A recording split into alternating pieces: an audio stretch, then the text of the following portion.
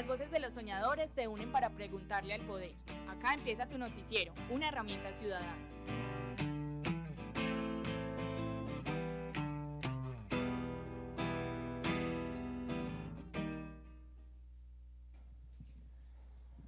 Siendo las 12:11 de la tarde de este 26 descorazonador de noviembre de 2019, comenzamos una nueva emisión de Morada Noticias, gracias a este recuento que hizo en la reportería de datos Dani Arbeláez. Dani, buenas tardes.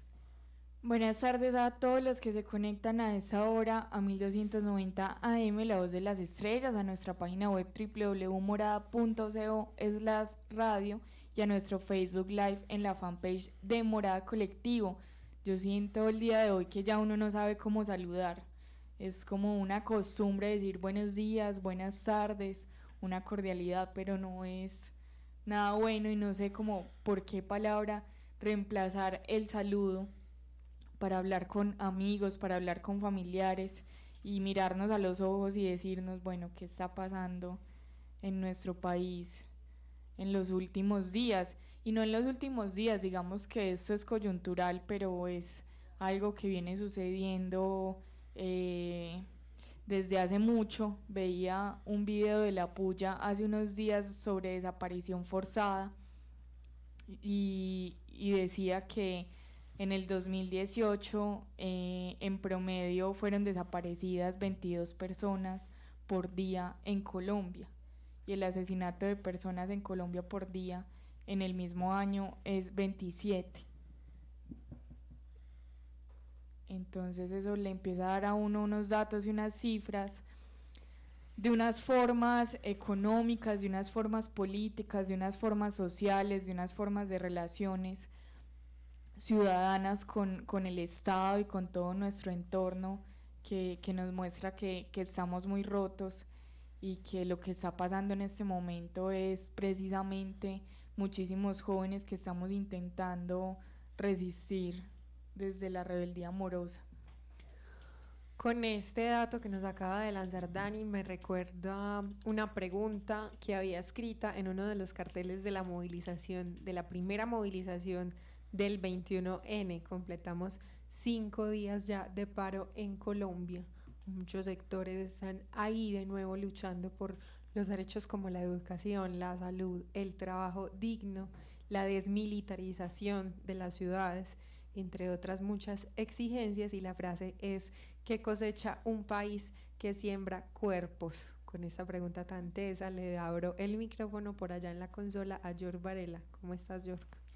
No, muy buenas tardes para todos y todas. Ayer con mucha rabia, impotencia, dolor, yo creo que mezclándose un montón de cosas, pero también con la idea, y lo dije ayer pues un poco enojado, pero hoy lo sigo reivindicando, de que tenemos que saber, así como también nos hemos aprendido mucho de la campaña No Copio y el asesinato de jóvenes en esta ciudad, que ese muerto es de todos también, y que todos nos tenemos que hacer responsables por lo que les está pasando a los jóvenes y a las jóvenes en esta ciudad, en este país.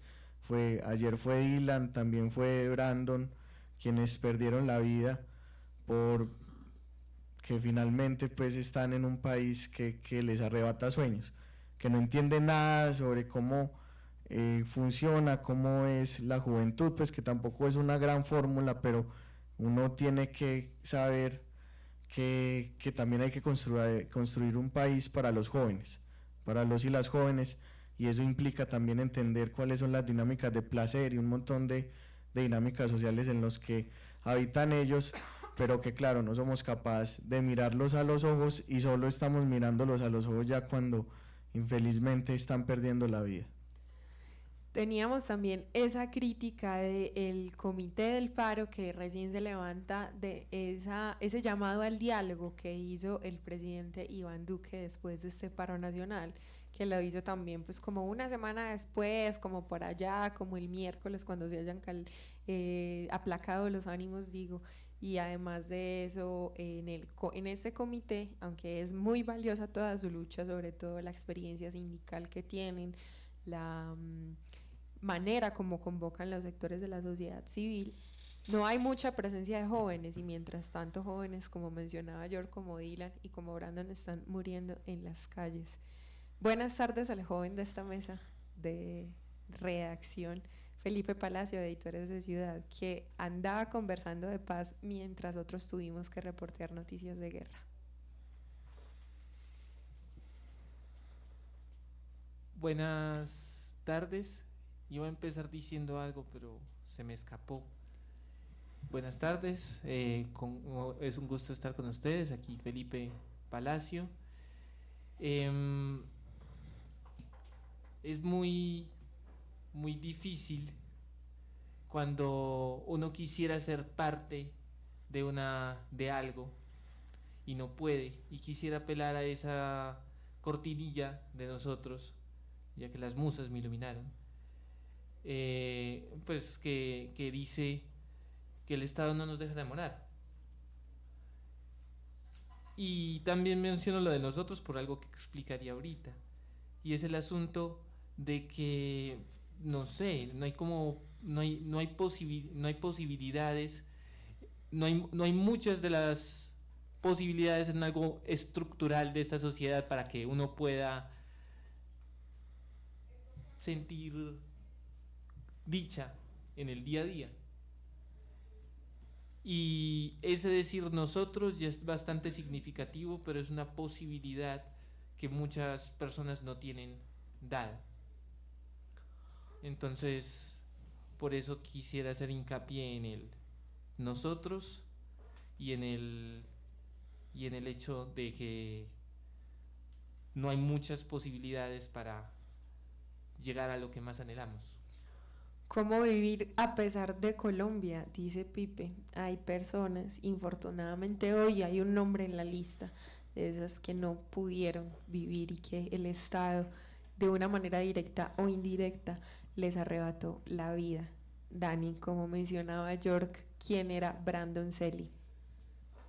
Hoy nos despertamos también con varios videos que están rotando por redes sociales de distintos jóvenes que están enfilados en las fuerzas militares, que están poniendo en riesgo su vida, como ellos mismos dicen, al hacer estos videos para poner en sus redes diciendo que apoyan el paro nacional, porque ellos también son jóvenes que quisieran estudiar, son jóvenes que vienen de familias muy humildes, que quieren y desean también un país con salud, con educación, con vivienda, con trabajo digno, y que por estar en las fuerzas militares no se pueden pronunciar frente al asunto y que los tiene muy angustiados tener pues un comandante, una autoridad, un señor tenebroso encima siendo el jefe, que en cualquier momento les pueda decir que tienen que arremeter contra la población de la que ellos mismos son parte. Por otro lado, hay un video de esos muy particular, muy especial, y es el video de Brandon Selly, un joven de 21 años que estaba prestando servicio militar en las fuerzas militares de Colombia, que era auxiliar de enfermería.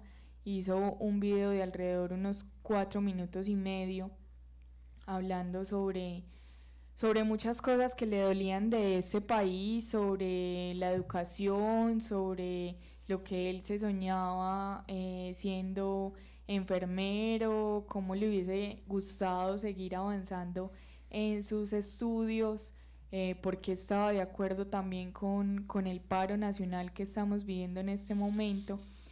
Y al final del video lo último que él comunica es que decide quitarse la vida porque no es capaz con la brutalidad del Estado o con tener que responder a una orden de ser violento con el pueblo del que él se siente parte. Entonces, hoy, además de tener la pérdida de Dylan Cruz, este joven recién graduado de bachillerato, asesinado por el SMAT, también tenemos el suicidio de Brandon Selly, otro joven recluido por las fuerzas militares de Colombia. Por conciencias y por jóvenes como Brandon es que tiene que existir precisamente la objeción de conciencia y debemos pensarnos en otro país posible. No solamente, como decía George, pensar en cómo se comportan los jóvenes, sino por qué parece que gobernamos por unos pocos, porque parece que el país no es país para todos, los derechos son privilegios y además de eso, ¿por qué nos estamos matando? ¿Por qué la vida se convirtió en una moneda de cambio tan barata? ¿Por qué se justifica el asesinato? ¿Por qué se justifica el uso desmedido de la fuerza pública? ¿Cuánto vale, Dani, tener un cuerpo policial como el SMAT? Bueno, el SMAT, voy a hacer primero como un recuento de esa fuerza policial, y es que el 24 de febrero del 99 habían pues como unas movilizaciones en el gobierno de Pastrana, y Pastrana manda una organización especial de la policía, pues que en ese momento no se llamaba SMAT, para resolver pues esta coyuntura temporal, pero luego el 14 de abril del mismo año, del 99, el director general de la policía, pues con todo el tema pues avalado por el gobierno, formaliza el Escuadrón Móvil Antidisturbios, que en un principio tenía que era un escuadrón pues que iba a tener mucha protección en su cuerpo, pues como en el escudo y todo este uniforme Robocop, pues como para que no fueran heridos por protestantes, pero que ellos no iban a tener ningún arma que presentara algún riesgo para las personas que estuvieran protestando. Luego, en julio de 2017, el gobierno de Álvaro Uribe Vélez aprueba una resolución en el que formaliza aún más este escuadrón móvil antidisturbios, que lo junta más pues como con todo el tema de la policía nacional, y le pone algunas arandelitas, y es que ya los dejan portar 2 armas más, que eran bates, no sé cómo se llaman, eso tiene Bolillos. otro nombre. Bolillo. Pues, Se le conoce comúnmente como bolillo. bueno, ese bolillo y los taser. Y luego en el 2011 se le pone otra arandelita, y es que se le permite al SMAT ingresar a instituciones públicas. Y ahí es cuando el SMAT comienza a ingresar, por ejemplo, a la Universidad de Antioquia. Cuando hay disturbios, el SMAT pasa pues con su tanqueta tumbando la reja y eso, pues suponiendo que el espacio en el que está ubicado las universidades públicas es espacio público. Esa es como la idea. Y luego en el 2012 se le pone otra arandelita al SMAT, y es que le ponen más armas, le permiten tener armas que dice pues el documento que rige el SMAT, de baja letalidad. Es decir, que pues pueden pegar durito, puede ser como un desmadre tremendo, pero que es difícil matar gente con esas armas. Eso sucedió en el 2012. ¿Cómo funciona el SMAT? Pues es cada unidad que va a controlar un disturbio, un problema de orden público, tiene 5 oficiales, 8 suboficiales y 150 patrulleros.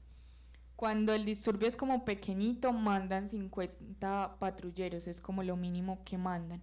Y en este momento el SMAT tiene en Colombia más de 3.600 efectivos, que se distribuyen en 3 escuadrones en Bogotá, 2 en Medellín y un escuadrón en cada una de las ciudades pues como más principales, como Cali, Bucaramanga, Barranquilla, Pereira, Pasto, Popayán, Valledupar, Cartagena, etcétera, etcétera, etcétera. Entonces esa es como la dimensión del SMAT en ese momento. Y bueno, el CINEP hizo una investigación para saber cuánto costaba el SMAD, y lo que ellos encuentran es que el SMAD vale alrededor de 95.382 millones de pesos, y ahí nos está contando el salario de estos uniformados, que son más o menos 2 millones de pesos mensuales, y que, como les decía ahorita, son como 3.600, 3.800 efectivos del SMAD. Estos 95.382 millones de pesos fue lo que costó el SMAD, pues, tener este escuadrón funcionando desde el 2003 al 2013, con todo el tema de el mantenimiento de los vehículos, la adquisición de los vehículos, todos los elementos de dotación, es decir, las armas y los uniformes, y eso pues es este valor que es bastante elevado. ¿Cuántas matrículas son esos 95? 95.382 millones de pesos, eso es mucha plata. Y además de eso, no solamente porque sea plata, sino porque es algo que parece muy arbitrario, una fuerza que es como cuando un dueño de una finca decide soltar a los perros. Uno no sabe qué hay detrás de esa careta, que además no identifica quién es ese funcionario de la fuerza pública que está detrás de los ataques. Y claro, hay muchos miembros en este escuadrón especial antidisturbios. 95.382 millones de pesos, suponiendo que estudiamos en EAFID, que la matrícula puede estar oscilando entre 5 millones de pesos cada semestre, tendríamos 19.076 matrículas, con lo que costó el SMAD del 2003 al 2013. En EAFID, o sea, matrículas de 5 millones de pesos. De las universidades privadas más costosas de Medellín. Pipe. No, pues, de una vez vi mi semestre ahí. Bueno, no, eso no vale mi reflejado. semestre. Eso no vale mi. Es que vale básicamente toda nuestra carrera. Eso vale toda nuestra carrera. Pero es que me pone a pensar en algo súper paradójico. Uno pensando en oportunidades, y están ante los que reciben el dinero de las ante los que reciben el dinero. A ver, organizo mis ideas. Están reprimidos ante los que reciben el dinero que puede darle las oportunidades para acceder al estudio. Claro, y evitar la protesta. O sea, si todos tuviéramos educación en este momento estaríamos muy tranquilos, y pues, cierto, no tendrían que pagar SMAD porque todo el mundo está tranquilo. Entonces yo no sé, yo no le veo la lógica a la vaina, no sé, con razón le ven la P a Colombia. A Colombia. Este asunto de que los alcaldes y el presidente son el jefe de la policía, ¿qué opinión les merece? ¿Y qué tanto nos hemos salido de ese rol del Estado protector al Estado cohibidor? La pregunta también es, ¿salido o siempre hemos sido así históricamente? Yo creo, pues, históricamente es que es muy tremendo, porque es como si el Estado fuera una cosa ya intocable. Y eso se ha manifestado en varias cuestiones de la historia, y como que recordarle al Estado que está ahí es por nosotros y para nosotros. Yo me hago muchas preguntas de ese tipo, y es que siento que hay como una gran mentira o como una información que nos ocultaron en el colegio, en la clase de ciencias sociales, cuando nos estaban hablando de la colonización de los españoles a América, porque no alcanzo como a entender la dimensión del asunto, y es que es una historia muy, muy corta. O sea, llevamos 200 años de independencia, y no fueron muchos años colonizados tampoco. Entonces, ¿atrás qué había? Pues atrás de toda esa historia de violencia, de colonización y luego de empezar unos gobiernos fracasados desde la independencia, ¿qué había antes? Pues, ¿qué hacíamos? ¿Qué hacían los indígenas tranquilos en su día cotidiano en Colombia? Pues estaban por ahí caminando, consiguiendo qué, pues como que no me alcanzo en serio a imaginar, porque nos han metido en el colegio que eso es como una historia súper vieja de animales, pues que éramos como unas bestias no civilizadas. No, pues eso fue hace 600 años, o sea, obvio sí había civilización, obvio sí habían rituales, obvio sí había vestuario, obvio sí había mercado, obvio sí había intercambio, obvio sí habían miles de comida, pues. Entonces, ¿qué estábamos haciendo? Si había civilización, y me pregunto, esa civilización, ¿qué había en ese momento? ¿Cómo actuaba? ¿Cómo resolvía sus problemas? ¿O fuimos violentos inclusive desde antes de los españoles? Pues como que una historia ahí perdida gracias a las clases de historia en los colegios, de esta educación que estamos reclamando. Y a la cultura y a las tradiciones y todos esos mapas mentales y la manera como se ha configurado el cerebro de un colombiano, histórica y culturalmente y socialmente.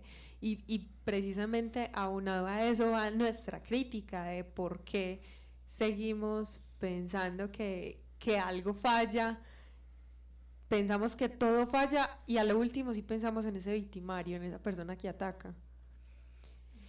Además de eso, el asunto es con este recuento histórico que plantea Dani en el cerebro, también a uno se le explota el cerebro de pensar, entonces si en la época republicana siempre fuimos violentos, o algo nos funcionó, o que funcionó, que no funcionó, y que, pues, ¿y por qué deberíamos replantearnos como tan seguido? Cuando, por ejemplo, el alcalde electo dice que necesitamos una nueva Asamblea Nacional Constituyente, pero ese replanteo tan seguido sí será replanteo sabiendo que se repite la violencia que teníamos, por ejemplo, en la Guerra de los 1000 días, que teníamos cuando estalló Marquetalia. En fin, hay muchas cosas que podemos reflexionar y ante las que podemos preguntarnos para futuros programas y futuros podcasts, pero la noticia que nos convoca ahora es que se declara paro nacional indefinido. Esta es una tendencia que está en Twitter y pues digamos que desde ese comité promotor del paro que se sentó con el presidente hoy, que se sentaron a este diálogo ciudadano que invitó Duque, dicen que sigue el paro para mañana 27N y hoy 26N, y otros sectores como los estudiantes, varias universidades se han declarado en el país en paro indefinido.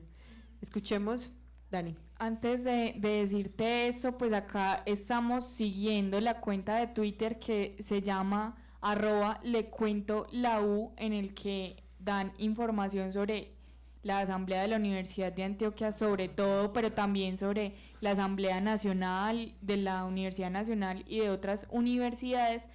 Están haciendo el hilo en vivo de lo que está pasando en la Asamblea UDA. Uno de los primeros puntos que están discutiendo en este momento es que reportan fuerzas policiales haciendo allanamientos en casilleros de la universidad sin previo aviso. Porque la estrategia es meternos miedo como por debajo de la mesa y tener un discurso completamente desconectado de la realidad por encima de la mesa. Específicamente, escuchemos qué dicen los representantes de la CUT, de la Central Unitaria de Trabajadores, una de estas organizaciones que encabeza el comité del paro nacional, que convoca el paro nacional. ¿Por qué se paran de la mesa y por qué anuncian este paro que continúa este 26N y este 27N? Lo que en la noche de ayer consideramos, y que son los puntos que hemos venido debatiendo antes en el paro del 21 y en el transcurso de los días subsiguientes que se han venido dando. Hemos dejado claro ante el presidente de la República que esos puntos aspiramos a discutirlos directamente entre el Comité de Paro y el Gobierno Nacional a través de los mecanismos que podamos acordar. Esos mecanismos no han quedado definidos y estamos esperando una respuesta del gobierno, porque nuestra dinámica, hemos dejado claro, no está subsumida dentro de la estrategia y los mecanismos del que el gobierno ha llamado el diálogo nacional. Como comité de paro tendremos esta tarde inclusive una reunión con el señor procurador de la República también para expresarle e intercambiar con él lo que nosotros estamos pensando de los actuales momentos, como también interlocutaremos con otros actores, pero son un escenario distinto el del diálogo nacional del gobierno y otro escenario distinto el del Comité Nacional del Paro y el gobierno.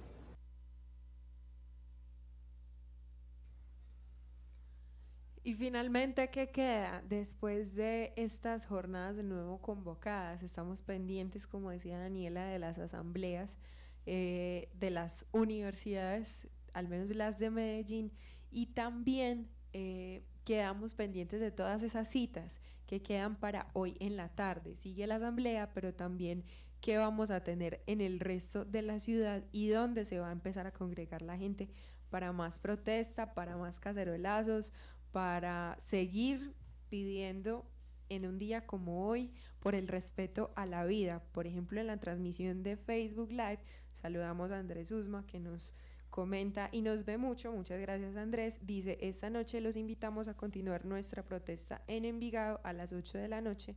Nos vemos en el pasaje a la alcaldía.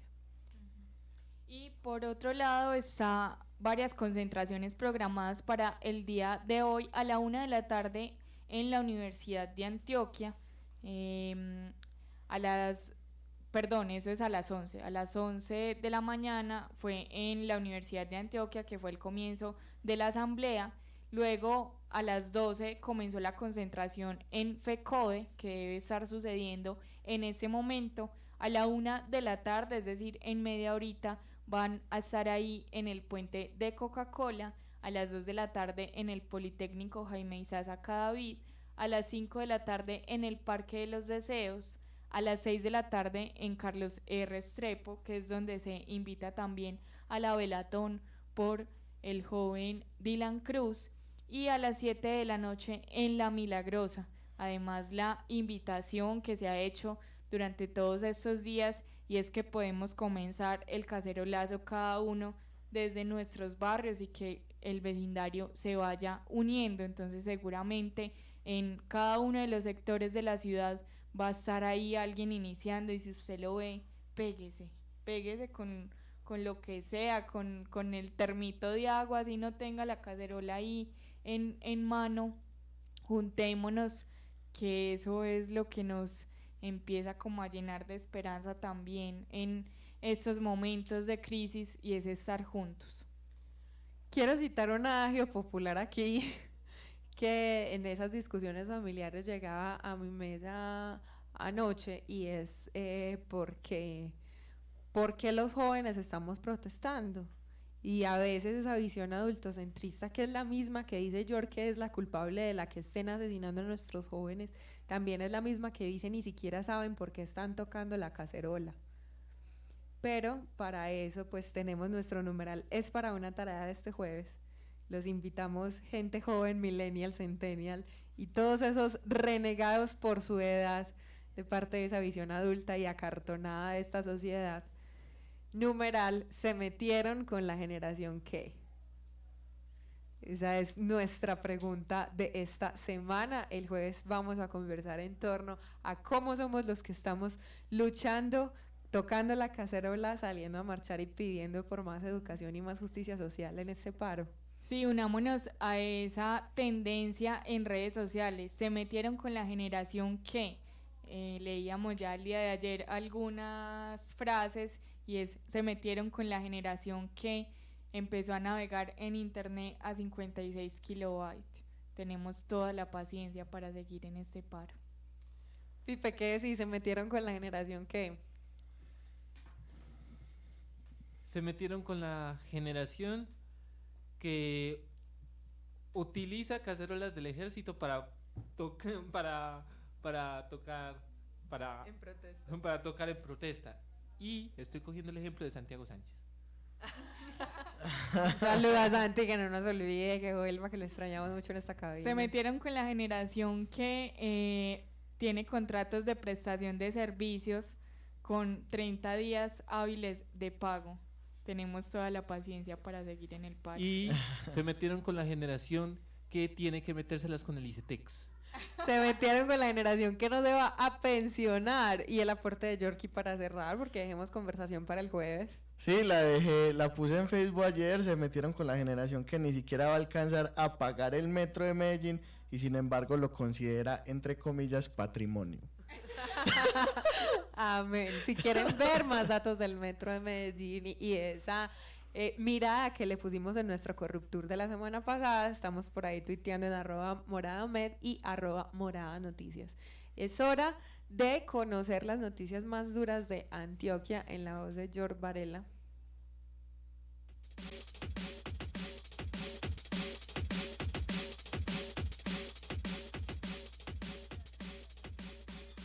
Un tanto más solos, más desconectados, más distraídos y atareados. Jornadas laborales de explotación, vidas perdidas en el miedo, en la congestión vial. El Estado no nos deja enamorar.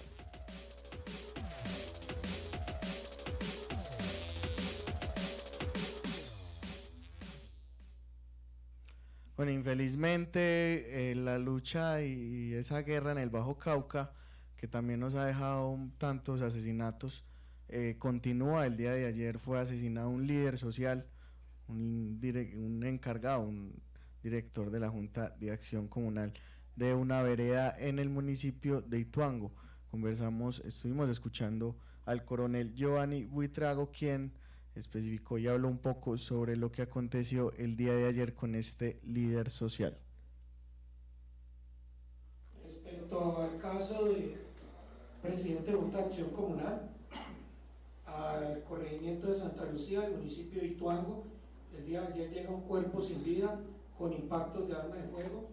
Es acompañado de algunos familiares quienes manifiestan que corresponde al señor Jesús Chansi Misás, que sería el presidente de la Junta de Acción Comunal de la vereda San Agustín de Leones.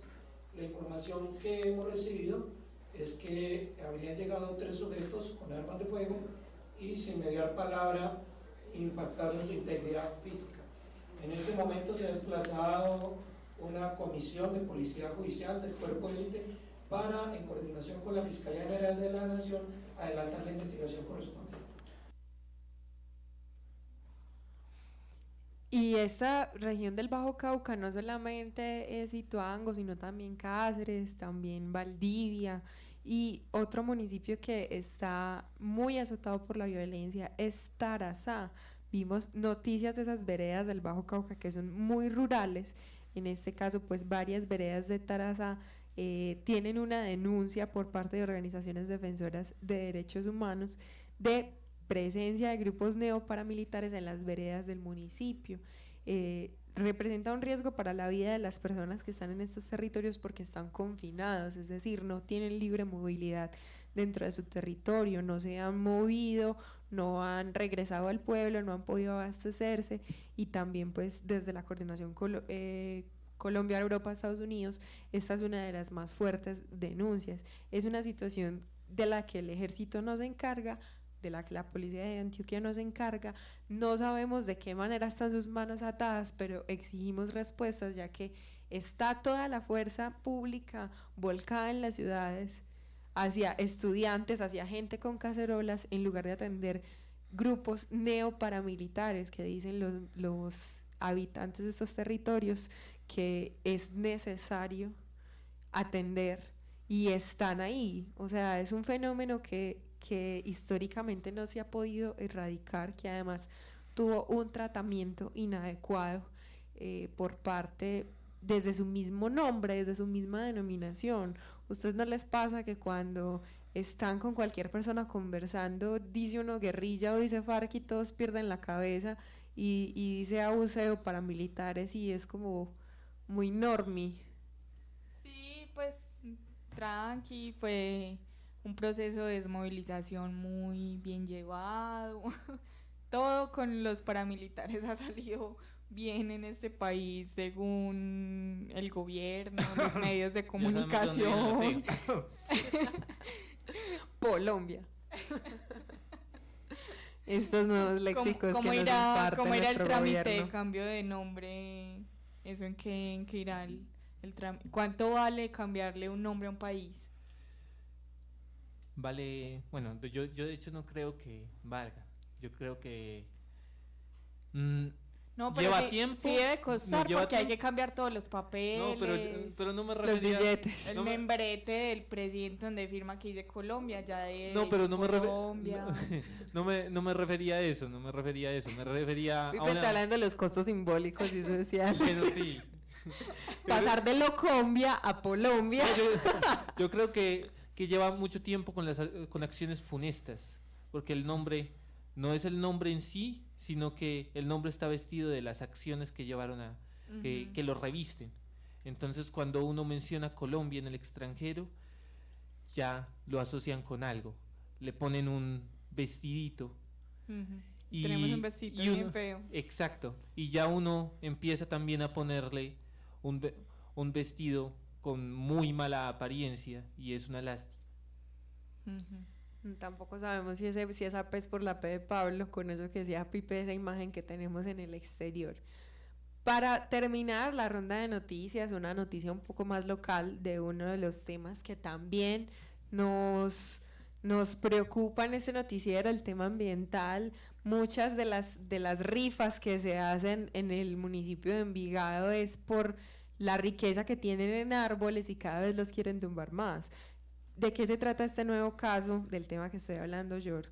Sí, resulta que la comunidad que vive a los alrededores de la Universidad de Envigado denuncia y hace además una manifestación en este lugar que para construir una nueva portería, quieren hacer una nueva entrada de portería para entrar al parqueadero y quieren, además de acabar con un parque que hay ahí, convertirlo en una vía y obviamente talar muchos árboles. Inicialmente lo que nos estaba contando la comunidad es que les habían dicho que solo iban a talar 3 árboles para hacer esta entrada a la universidad y resulta que en el proyecto terminaron siendo 30 árboles los que van a tumbar y que la comunidad obviamente está en resistencia.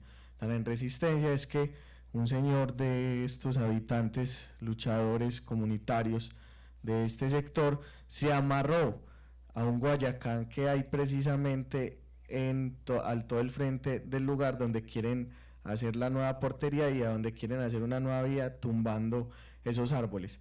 Vamos a escuchar qué nos dice Daniel Montoya, quien también es habitante de Envigado, de este sector, y está obviamente con las personas que siguen ahí en manifestaciones contra la alcaldía y principalmente contra la Universidad de Envigado. También queremos decir que el proceso con el cual se está realizando las talas y el cambio y la reubicación de los árboles no se está haciendo de forma debida. No está haciendo de forma debida porque se están usando procedimientos no óptimos para ello, como no está haciendo el ahuyentamiento de aves, no se está haciendo el proceso de riesgos laborales para los empleados de esta obra y otras cosas más. Y también que el diámetro de pilones para extraer los árboles que se van a trasplantar es demasiado pequeño, entonces corta la raíz y al cortar la raíz pues naturalmente muere el árbol. Por eso queremos que se haga un llamado a toda la comunidad que se una y vamos a seguir luchando para que los árboles urbanos y sobre todo los árboles urbanos de Camino Verde se mantengan en pie.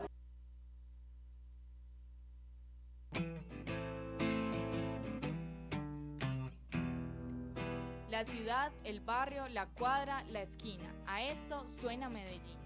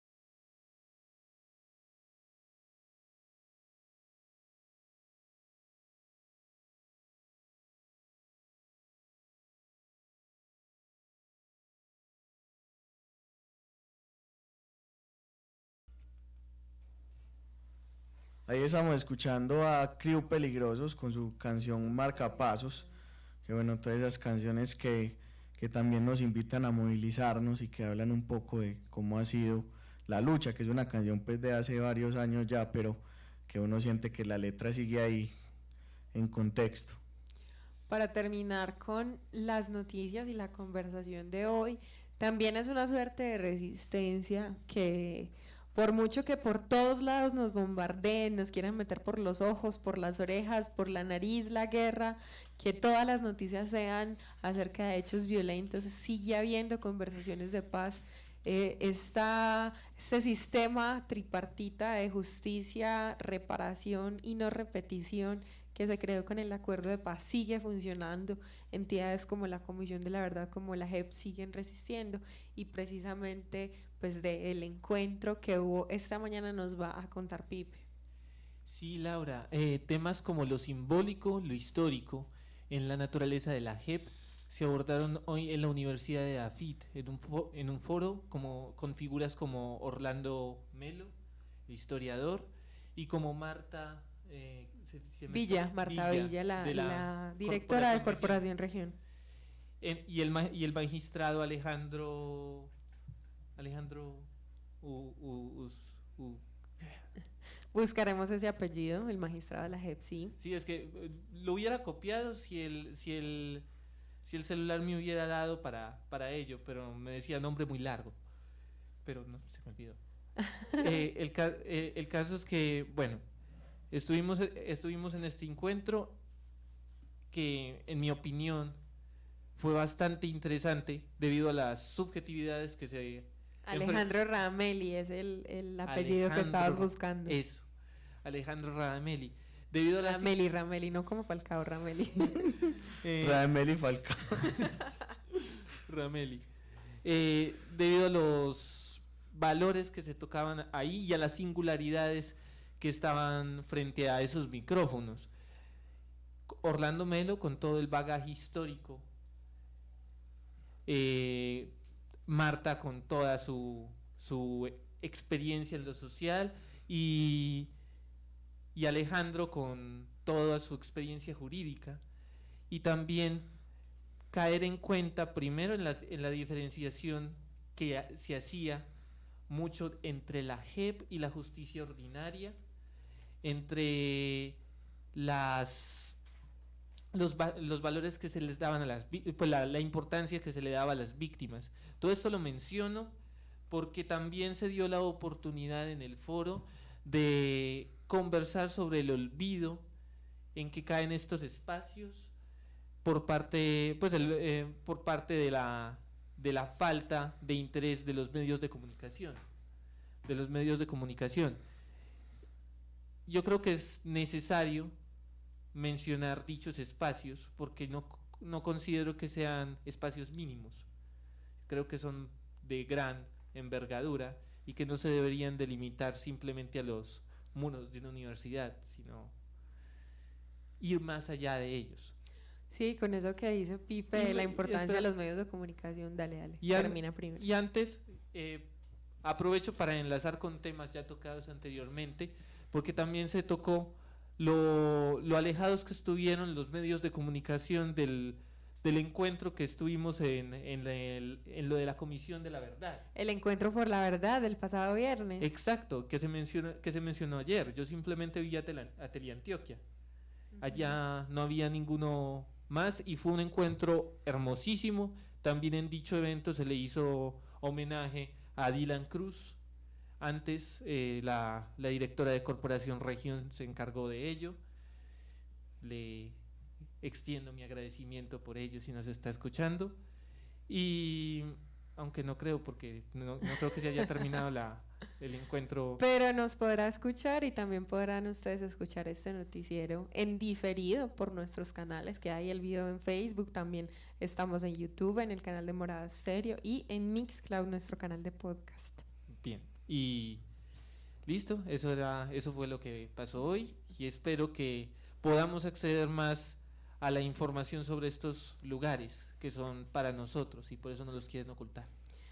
Como documentamos la paz y la guerra, también documentamos desde la rebeldía amorosa por ahora este paro nacional indefinido. Gracias por escuchar Morada Noticias, esta alianza editorial del colectivo Morada con Casa de las Estrategias, Universo Centro y Latina Stereo. Gracias a los oyentes que se conectaron por la voz de las estrellas. ¿Dónde nos vemos esta tarde, Dani?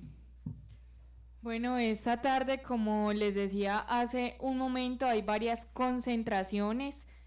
Los que todavía alcanzan a llegar al puente de Coca-Cola a la 1 de la tarde o a las 2 de la tarde en el Politécnico Jaime Isaza Cadavid, a las 5 de la tarde en el Parque de los Deseos, a las 6 de la tarde en Carlos Restrepo, en la Velatón por Dylan Cruz y a las 7 de la noche en el Parque La Milagrosa.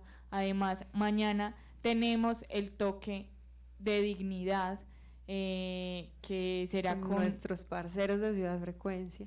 Sí, varias agrupaciones de acá de la ciudad. Cacerolazo 27N.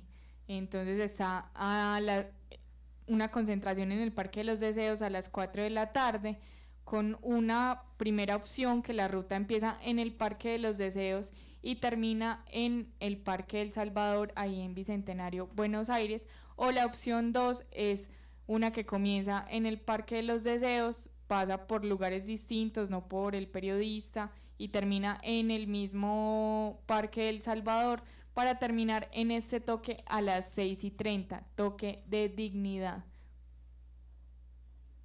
Chao. Nos vamos Gracias a Yorkie. Muchas gracias a todos y todas. Les recordamos que pueden estar ahí interactuando con nosotros, @moradanoticias y @moradamed e Instagram moradamed. Muchas gracias a todas y todas. Aquí quien les habló, York. Se metieron con la generación que respóndanos ahí a través de las redes sociales que ya les dio Yorkie. Felipe, de Editores de Ciudad, muchas gracias por ser esa voz itinerante, titilante, pero elocuente de la radio. Muchas gracias a ustedes por escuchar. Esperemos que sigamos con aliento el día de mañana. Y bien, ahí nos solemos. Seguimos en pie de lucha. Yo soy Laura Bayer y esto fue Morada Noticias.